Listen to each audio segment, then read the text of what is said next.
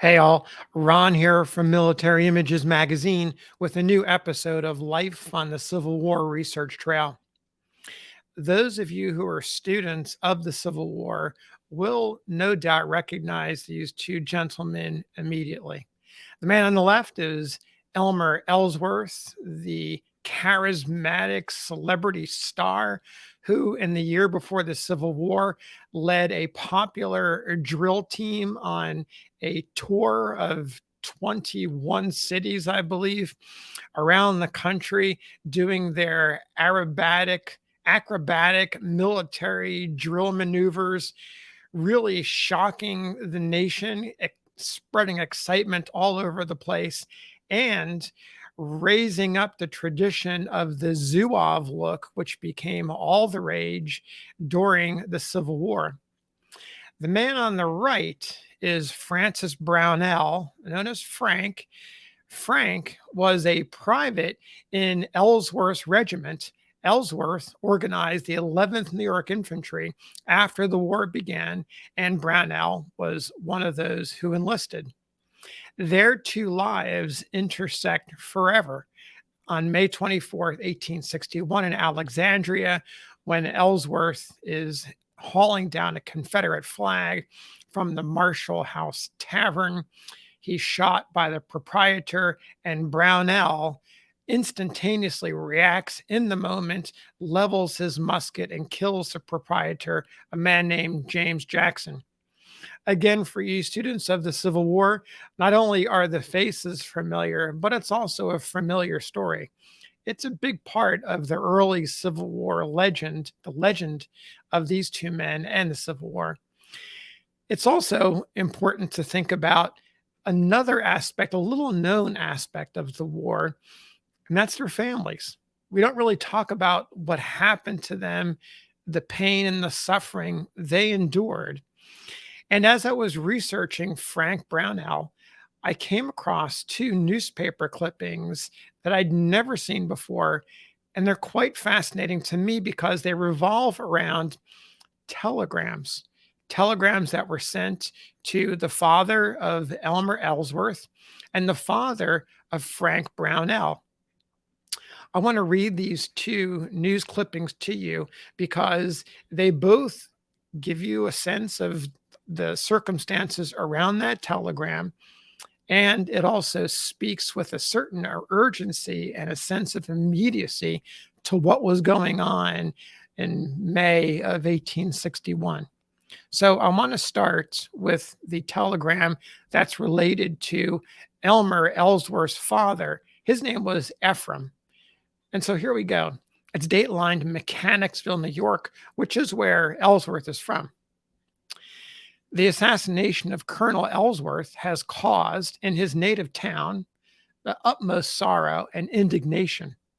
The father of Colonel E happened to be in the telegraph office when the melancholy intelligence was received. And the first intimation he had of it was seeing the operator weeping. Mr. Ellsworth's grief was indescribable on learning the sad news. He left in company with his wife for New York this evening. All the flags in town are at half mast. The sympathy expressed for his parents is universal. The colonel was their only living son. About a year ago, his younger brother, a young man of much ability, died in Chicago. A great excitement was caused by one Waldman, a Dutch peddler, who thought his death, Ellsworth's death, was all right and expressed sentiments favorable to the traitors. He was allowed by the citizens 20 minutes to leave town and left with the band playing the Rogue's March with orders to return no more. So that's the reaction to the telegram. Imagine being in the office in that awful moment when the telegraph operator just begins weeping and you have no idea what's going on. And then you learn that the contents of that telegram are about your son, about your child. Harsh. Now, on the opposite side of this is Frank Brownell and his story. There's another telegram involved here, and this appears in a newspaper a few days after the article that I just read to you. This article is titled "The Avenger of Colonel Ellsworth's Death." And I'll mention before I read it that Frank Brownell was or came to be known as the Avenger of Ellsworth, or Ellsworth's Avenger. This is in Troy, New York. That's Brownell's hometown.